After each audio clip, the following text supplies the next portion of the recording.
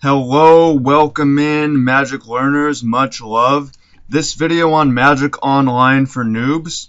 Noobs being noobs to Magic Online, so this is for you if you have a good amount of experience with the rules, you've played Paper Magic, you've played Duels of the Planeswalker, whatever. You see Magic Online, you want to know more about this. So this is going to be a quick, simple guide on the pros and cons, how to get going, what you need to know. This is not a complete guide. However, I've been playing Magic in paper since 1995, and I've been playing Magic Online since nearly the beginning as well in 2002. So I've got years and years, decades of experience with this. It's just one person's experience, but I think that you're going to find this useful, figuring out whether it's right for you and how to make the most out of it. So first of all, talk about pros and cons, why you would want to be on Magic Online, why you wouldn't be on Magic Online. You should take a look at this for yourself, write your own pros and cons down before committing to it. So first we'll talk about the pros. You can play from anywhere, play from any time. You can find an opponent in a variety of formats. You can play from any computer with MTGO, and it teaches you the rules much better. Even if you think you're very experienced, and you may be in paper, you'll really benefit from seeing how the rules really work. This is super helpful for me, and I recommend to any kind of tournament player. So the pros make it really ideal for traveling and playing, or if you live in a remote area and it's hard to get games, then it's ideal. I've really gotten into Magic Online because of the play from anywhere, play from any time. And it's also a good call for content creators because it is a good way to record and show people stuff. Alright, the cons. It's antisocial compared to playing in paper cards. There's no human interaction, generally, unless there's two of you sitting down on the computer, but then the two of you are sitting side by side looking at a screen. It's not ideal in terms of socialization, but everything needs to be social. Not everything needs to be social, rather, so it's just one con. Another con is that it's expensive. The cards are relatively similar in price to real-life cards, which is a lot. And the reason for that is because of redemption. If you complete an online set, you can trade it in for a real-life set. So the cost of Magic Online cards is tied to the cost of paper cards. Some cards are more expensive online, some cards are less expensive. It really varies, but this thing can be crazy expensive. So it can be very expensive, but it doesn't have to be that expensive either. It's possible to play Pauper for cheap or get in a draft here or there for not very much money. So we're also going to get into a little bit of strategy for getting the most bang for your buck, saving money. While it can be very expensive, it does not have to be. And it is poor for solo testing. Would you think it would be better for solo testing? What I mean by solo testing is playing against yourself to just learn results in testing. Some people like that, and some of the third-party stuff is better for that, although the third-party stuff is worse from actually finding real opponents and learning the rules, so that's something to consider.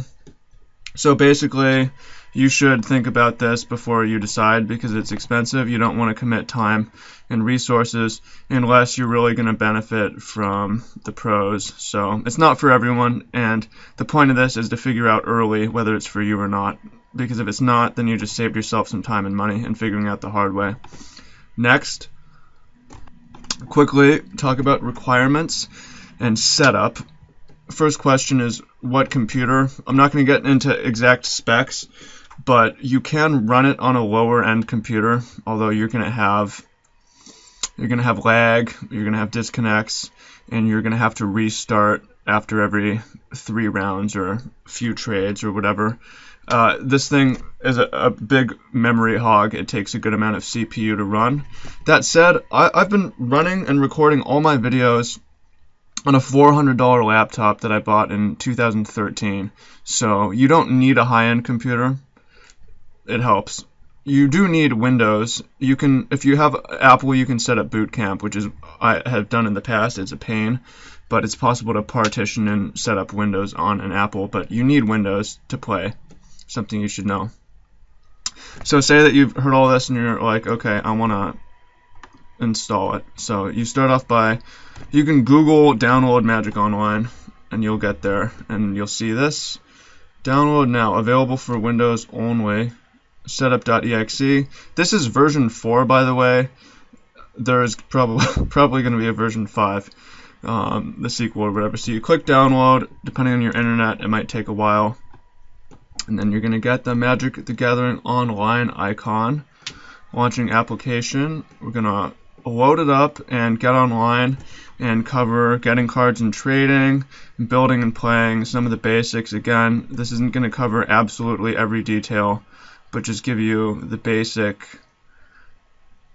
principles and a few tips and tricks. So you can play the free trial or whatever. If you create a new account, I believe you have to pay like $10, but it gives you some cards. So it's not actually free to even get started.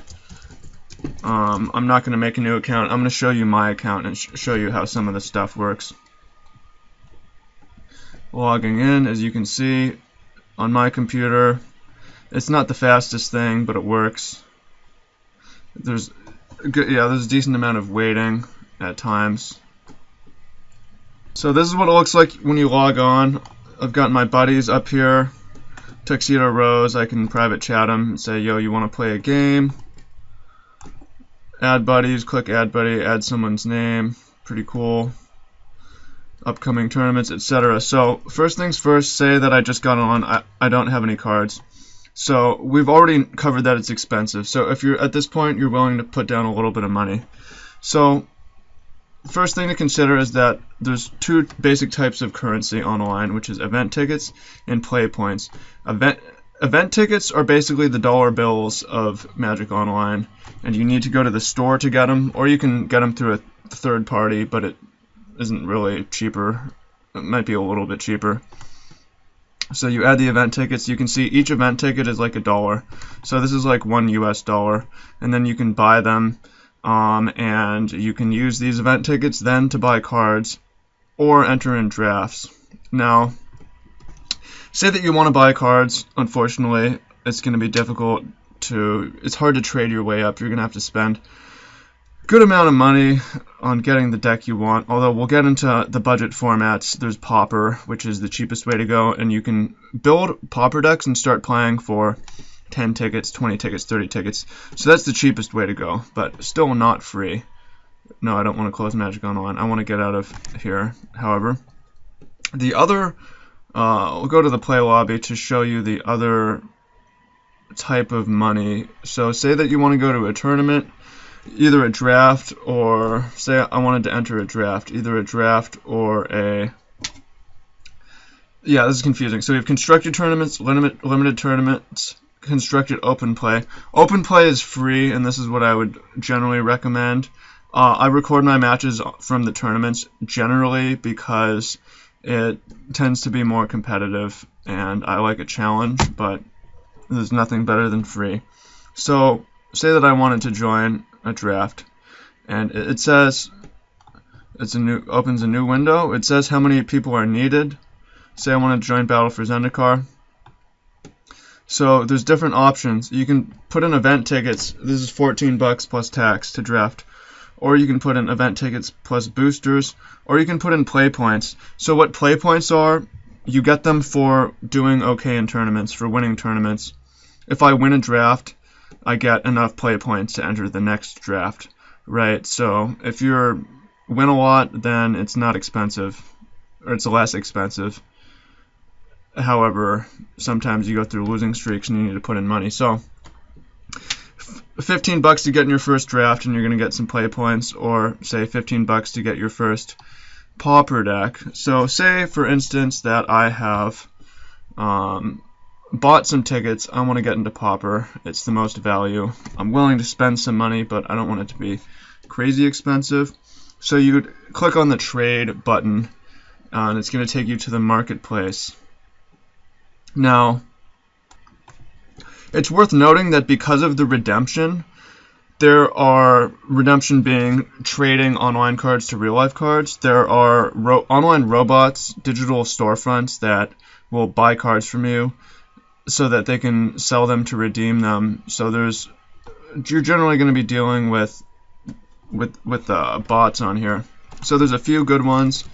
MTGO Traders Smart Bot is not the only one, but it's a popular one because there's a lot of them. So if you look at MTGO Traders Bot 3, Bot 0, etc., busy, open, busy, open. Bot chains are good because they generally have competitive prices, and they keep store credit, which is stored between all the different accounts. So if I open any of them, sorry, the trade request has been, yeah, so I click this trade button over here, open, card, caddy. It says official MTGO Traders Smart Bot. So this is what the trade looks like. Double click cards to add or remove them. As you take each card, I will quote its price. Double click. So say that I want to work on my Black Pauper Zombies deck, and I need some more Gurmag Anglers for this deck, I believe. Well, I already have 4. What's something that common that I could use more of? I don't know. We'll just say that I want Gurmag Anglers. Drag them over. You will receive, it says card caddy, you give 0.0 tickets, 0.08 total, minus 0.65 save credits. Click submit to finish the trade. So it can be relatively cheap to get started in Pauper, although certain cards in Pauper do tend to be expensive. So yeah, and then I would hit submit, and I would get the cards. I'll just do this with one Gurmag Angler just to show you what it looks like. Click submit. It says trade proposal submitted off screen. You can't see it. Confirm the trade. Bam, I got one Gurmag Angler added to my collection. Now let's go ahead and look at the collection, show you how to build a deck before we jump into a match or whatever. So this is what this looks like. You have all your cards on top. These are all the cards I can own. I can filter by format. Say that I want to play Modern Pauper. So I click these, and all my rares are going to be hidden. There's other filters. Display, so see how it changed, takes a little while. Quantity, say that I want, you can set it to 0 so you can look at cards you don't own, just to test what a deck would look like. Sort by versions, by art, sort by name, color, mana cost, sort by rarity. And over here you can say, I want to look at only blue cards, or find my Gurmag Angler, only black cards.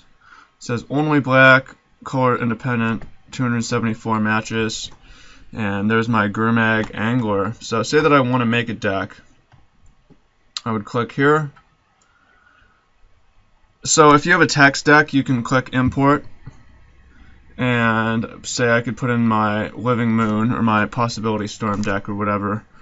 Videos on that deck, by the way, not coming until much later, but I'm going to do that at some point. So you can choose your format for the deck and click deck name. Also, if you want to make a deck tradable, instead you would click binder, and you would do the same thing, import, and click make active, and then it would make your cards tradable. So for instance, say that I have my boosters and I want to sell them. To make them tradable, I would have to click add all to active trade binder, and then you go down here in binders, and here's my for trade binder, and these are my cards that are showing for trade, right? So back to making a deck. Say I make a deck, I choose to make a Pauper deck. I'm not going to actually build a deck. I'm just going to click on the black mid-range deck. So it's got a yellow caution sign over it, whatever, which means it's missing something that is preventing it from being legal, which appears to be I'm missing a swamp. Magic Online can be reset all filters. Magic Online can be glitchy in that it doesn't recognize different versions of cards. Okay, so now we have the deck. To add cards to the deck, you just drag them from your collection into the deck screen.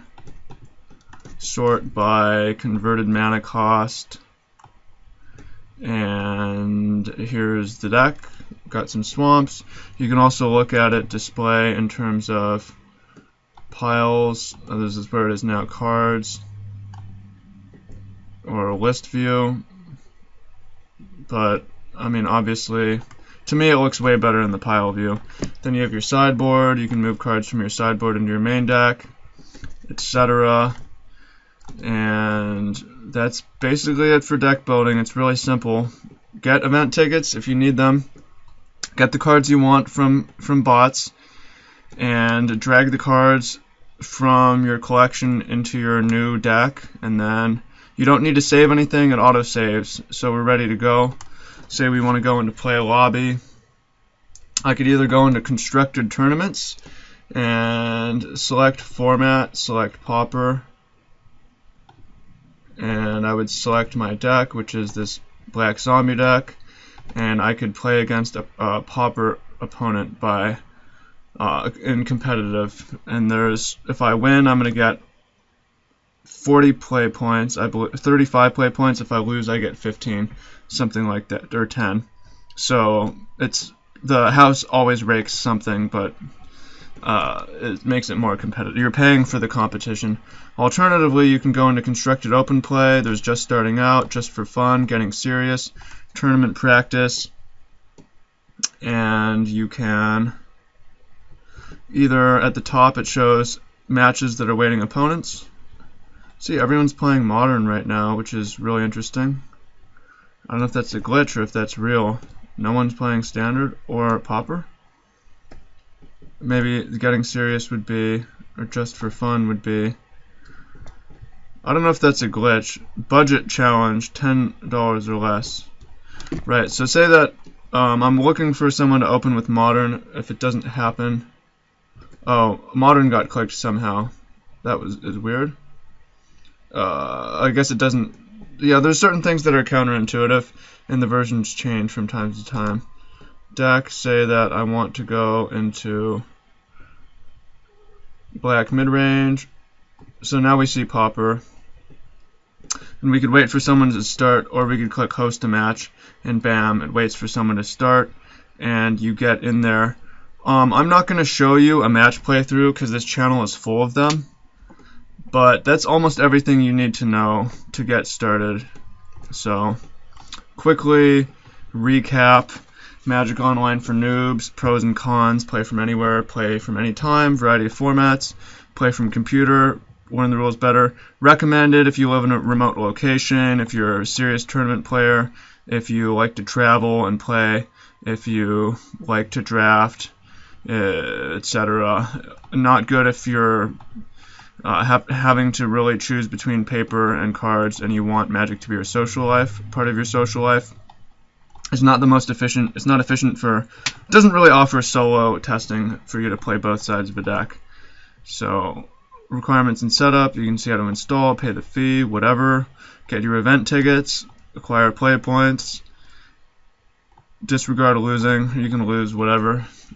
Spend the money to get cards, and then build, draft, etc. And number 5, questions.